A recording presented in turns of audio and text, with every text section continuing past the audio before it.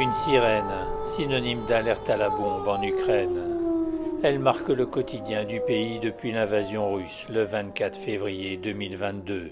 3 ans d'une guerre atroce. 1096 jours de la mort que sème notre voisin. Des bombardements, des massacres, des viols, des exécutions sommaires, des tortures inimaginables, des déportations forcées, des familles déchirées, des enfants orphelins, des corps mutilés, des vies brisées, des rêves anéantis.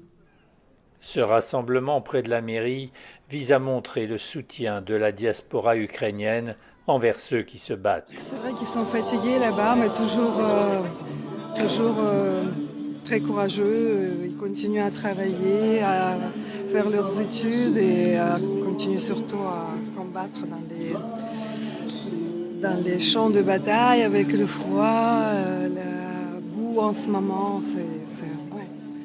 C'est inimaginable qu'on puisse vivre ça, notre peuple.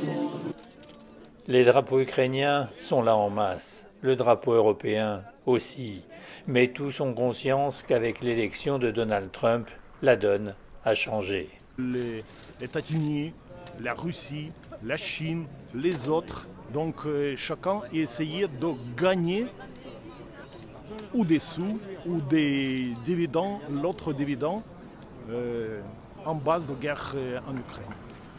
Des associations continuent de se mobiliser pour l'Ukraine. 2 lettres de remerciement de l'ambassadeur d'Ukraine en France ont été remises à 2 d'entre elles au nom du président Zelensky. Elles sont un encouragement. Quand on voit des événements comme ce soir où voilà, il y a peut-être plus de 200 personnes, ça encourage. Et quand on mène des actions au niveau de notre petite association et qu'on arrive à déplacer du monde, ça encourage et c'est pour ça que j'ai l'habitude de dire on ne lâche rien.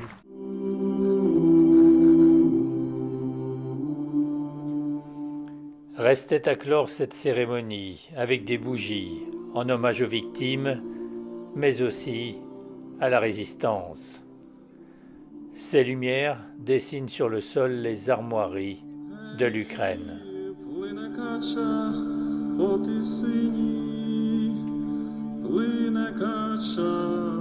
тисині.